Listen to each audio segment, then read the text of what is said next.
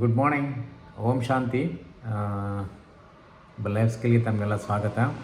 ನಿನ್ನೆ ನನ್ನ ಫ್ರೆಂಡ್ ರಾತ್ರಿ ಹೊತ್ತು ಫೋನ್ ಮಾಡಿ ಕೇಳ್ತಾಯಿದ್ರು, ಆಹಾರ ತೊಗೊಂಡ್ರೆ ಬಾಡಿ ಚೆನ್ನಾಗಿರುತ್ತೆ, ಬಟ್ ನಮ್ಮ ಮೈಂಡು ಆ್ಯಕ್ಟಿವ್ ಆಗಿರ್ಬೇಕಂದ್ರೆ ಏನು ಮಾಡಬೇಕು, ಪ್ರತಿದಿನಾಲು ಪ್ರತಿ ಸೆಕೆಂಡೂ ಉಲ್ಲಾಸವಾಗಿರಬೇಕು, ಎಂಥಸಿಸಮ್ ಆಗಿರಬೇಕು, ಖುಷಿಯಿಂದ ಇರಬೇಕು, ಹೊಸದೇನಾದ್ರು ಮಾಡೋಕ್ಕೆ ಸ್ಪೋರ್ಟಿವಾಗಿ ಹೋಗ್ತಿರ್ಬೇಕು ಮೈಂಡು ಅಂತ ಕೇಳ್ತಾಯಿದ್ರು. ಅದು ರಿಯಲಿ ಒಳ್ಳೆ ಕ್ವಶನ್ ಅಂದ್ಕೊಂಡೆ. ರಾತ್ರಿ ಭಾಳಷ್ಟು ಅವ್ರಿಗೆ ಎಕ್ಸ್ಪ್ಲೇನ್ ಮಾಡ್ತಾಯಿದ್ವಿ. ಸೊ ಯಾವಾಗ ನಾವು ಇನ್ನರ್ ನನ್ನ ಮನಸ್ಸು ಸ್ಟ್ರಾಂಗ್ ಆಗಿದ್ದರೆ ಔಟರ್ದಿಂದ ಹೊರಗಡೆಯಿಂದ ಬರ್ತಕ್ಕಂಥ ಏನೇ ಸಮಸ್ಯೆಗಳು ಬಂದರೆ ಅದನ್ನು ಬೇಗ ಬಗೆಹರಿಸ್ಕೊಳ್ಳುತ್ತೆ. ಅಂದರೆ ಸ್ಟ್ರಾಂಗಾಗಿ ಪ್ರೊಟೆಕ್ಟ್ ಮಾಡುತ್ತೆ. ಏನೇ ಸಮಸ್ಯೆ ಬಂದರೂ ಕೂಡ.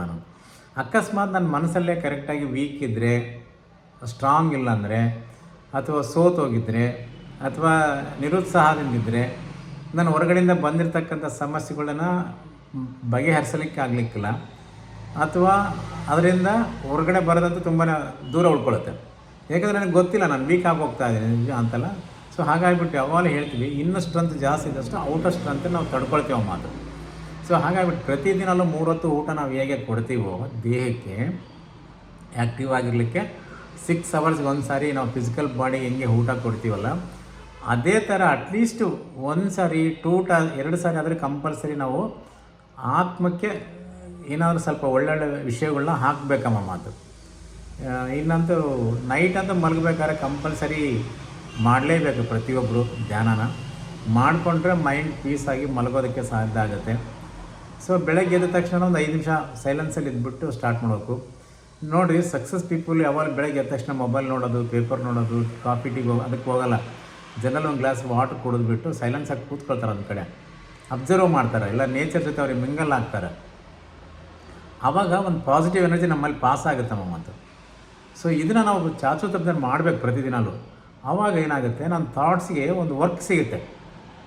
ಯಾವಾಗ ಮೊಬೈಲ್ ನೋಡಿದೆ ನಾನು ಸೈಲೆಂಟ್ ಆಗಿದ್ದಾಗ ನನ್ನ ಸೈಲೆಂಟ್ ಒಳಗಡೆ ಇರ್ತಕ್ಕಂಥ ಶಕ್ತಿಗಳ ಅಂದರೆ ಏನು ಥಾಟ್ಸ್ ಇದೆಯಲ್ಲ, ಅದು ಆ್ಯಕ್ಟಿವೇಟ್ ಆಗಿ ಶುರುವಾಗುತ್ತೆ. ಅದ್ರ ಮೇಲೆ ನೀವು ಕೆಲಸ ಮಾಡ್ತೀರಿ, ಏನೇನು ಮಾಡಬೇಕು ಹೇಗಂತ ಹೇಳ್ಬಿಟ್ಟು.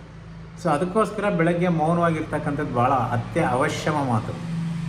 ಎಷ್ಟು ಮೌನವಾಗಿರ್ತಾನೆ ಅಷ್ಟು ಅವರಲ್ಲಿ ಇನ್ನರ್ ಪವರ್ ತುಂಬ ಸ್ಟ್ರೆಂತಿಯಾಗಿರುತ್ತೆ. ನೀವು ಬೇಕಾದ್ರೆ ಈ ಕೆಲವರು ಮೌನ ವೃತ ಆಚರಣೆ ಮಾಡ್ತಾರೆ ನೋಡಿರಿ. ಈ ಕೆಲವು ಸಂದರ್ಭದಲ್ಲಿ ಆಚರಣೆಗಳು ಮಾಡ್ತಾರೆ. 30 ದಿನ, 40 ದಿನ, 60 ದಿನ. ಎಷ್ಟು ಮೌನವಾಗಿದ್ದರೆ ಅಷ್ಟು ಎನರ್ಜಿ ಲೆವೆಲ್ ಜಾಸ್ತಿ ಇರುತ್ತಂತೆ. ನಮ್ಮ ಓಂ ಶಾಂತಿ ನಾವು ಹೇಳ್ತಾರೆ, ಜಾಸ್ತಿ ಮಾತಾಡಿದಷ್ಟು ನಿಮ್ಮ ಎನರ್ಜಿ ಕಡಿಮೆ ಆಗ್ತಾ ಹೋಗುತ್ತೆ, ಹೊರಗಡೆ ಹೋಗುತ್ತೆ. ಆದ್ದರಿಂದ ಆದಷ್ಟು ಮೌನವಾಗಿರೋಕ್ಕೆ ಟ್ರೈ ಮಾಡಿ, ಮಿತವಾಗಿ ಮಾತಾಡಿ, ಹಿತವಾಗಿ ಮಾತಾಡಬೇಕು ಅಂತ ಹೇಳ್ತಾರೆ. ಸೊ ಇದು ಭಾಳ ಮುಖ್ಯಮ ಮಾತು. ಸೊ ಇದರೆಲ್ಲ ಏನಾಗುತ್ತೆ ನಮಗೆ ಬೆನಿಫಿಟ್ ಅಪ್ಪ ಅಂದರೆ, ನಿಜವಾಗಿ ಇದು ಮಾಡೋದ್ರಿಂದ ಮೈಂಡು ಕ್ಲೀನಾಗಿರುತ್ತೆ, ಕಾಮ್ ಆಗಿರುತ್ತೆ. ಆಮೇಲೆ ಕಾನ್ಸ್ಟೆಂಟಾಗಿ ಫೋಕಸ್ ಮಾಡೋಕ್ಕೆ ಅನುಕೂಲ ಆಗುತ್ತೆ ನಮಗೆಲ್ಲ. ಆಮೇಲೆ ಸೆಲ್ಫ್ ಕಾನ್ಫಿಡೆನ್ಸ್ ಜಾಸ್ತಿ ಆಗುತ್ತೆ. ಆಮೇಲೆ ಸ್ಟ್ರೆಂತ್ ಕಡಿಮೆ ಆಗುತ್ತೆ ನಮಗೆ. ಆಮೇಲೆ ಎನರ್ಜಿ ಜಾಸ್ತಿ ಇರುತ್ತೆ. ಆಮೇಲೆ spiritual glow on your face ಅಂತ ಹೇಳ್ತಾರೆ. ನಿಮ್ಮ ಮುಖದ ಮೇಲೆ ಒಂದು ಕಾಂತಿ ಬರುತ್ತೆ ಈ ಯಾವಾಗ ಆಧ್ಯಾತ್ಮಿಕತೆ ನೀವು ರೆಗ್ಯುಲರ್ ಫಾಲೋ ಮಾಡೋದ್ರಿಂದ. ಸೊ ಇದನ್ನು ಚಾಚು ತಪ್ಪದೆ ಮಾಡ್ಕೊಂಡು ನೋಡ್ರಿ. ಫಿಸಿಕಲ್ ಎಕ್ಸರ್ಸೈಸ್ ಮಾಡೋದ್ರಿಂದ 50% ನಾವು ಹೆಲ್ತಿಯಾಗಿರ್ತೀವಿ. ಇನ್ನೂ 50% ಮೈಂಡನ್ನು ನಾವು ಆ್ಯಕ್ಟಿವೇಟ್ ಮಾಡಿಕೊಂಡಾಗ 100% ಫಿಟ್ ಆ್ಯಂಡ್ ಫೈನ್ ಆಗಿರ್ತಾವೆ ಮಾತು. ಸೊ ಒಂದು ಸಂಪೂರ್ಣವಾದ ಆಹಾರ ಹೇಗೆ ತೊಗೋಬೇಕು, ಹಾಗೆಯೇ ಅದೇ ಥರನೇ ನನ್ನ ಮೈಂಡು ಕೂಡ ಸಂಪೂರ್ಣವಾದ ಒಂದು ಮೆಡಿಟೇಷನ್ಸ್ ಇದನ್ನೆಲ್ಲ ಕಂಪಲ್ಸರಿ ಮಾಡಬೇಕು ಮಾತು. ನಾವು ಯಾವ ಮನುಷ್ಯ ಇದನ್ನು ಚಾಚು ತಪ್ಪದೆ ಮಾಡ್ಕೊಳ್ತಾನೆ ಆ ಮನುಷ್ಯ ಆ್ಯಕ್ಟಿವೇಟ್ ಆಗಿದ್ಬಿಟ್ಟು ಪ್ರತಿಯೊಂದನ್ನು ನಾವು ಫಾಲೋ ಮಾಡೋಕ್ಕೆ ಅನುಕೂಲ ಆಗುತ್ತೆ. ಆಮೇಲೆ ಎಲ್ಲದಕ್ಕಿಂತ ಹೆಚ್ಚಾಗಿಬಿಟ್ಟು ಅವರಲ್ಲಿ ಸೆಲ್ಫ್ ಕಾನ್ಫಿಡೆನ್ಸ್ ಅಂತೂ ಪೀಕಲ್ಲಿರ್ತಾರೆ ಅವ್ರು. ಆ್ಯಕ್ಚುಲಿ ಎಸ್ಪೆಷಲಿ ಯಾವ ಮನುಷ್ಯ ಮೌನವಾಗಿರೋದಿರ್ಬೋದು, ಧ್ಯಾನ ಮಾಡೋದಿರ್ಬೋದು, ಒಳ್ಳೆ ಪುಸ್ತಕ ಓದಿರ್ಬೋದು, ಒಂದು ಒಲವು ಇದು ನಿರಂತರವಾಗಿ ಅಭ್ಯಾಸ ಮಾಡಬೇಕು. ಸೊ ಇದನ್ನು ಬಗ್ಗೆ ಇನ್ನೂ ನಿಮ್ಗೆ ಹೆಚ್ಚಿನ ಮಾಹಿತಿ ಬೇಕಂದರೆ ಖಂಡಿತವಾಗಿ ನಮ್ಮನ್ನು 1 to 1 ನಾನು ಇದ್ರ ಮೂಲಕ ಮಾತಾಡಿದ್ರೆ ತುಂಬ ಚೆನ್ನಾಗಿ ತಿಳ್ಕೊಬೋದು.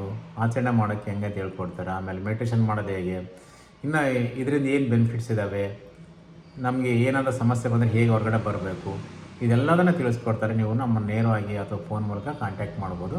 Thank you. ಓಂ ಶಾಂತಿ.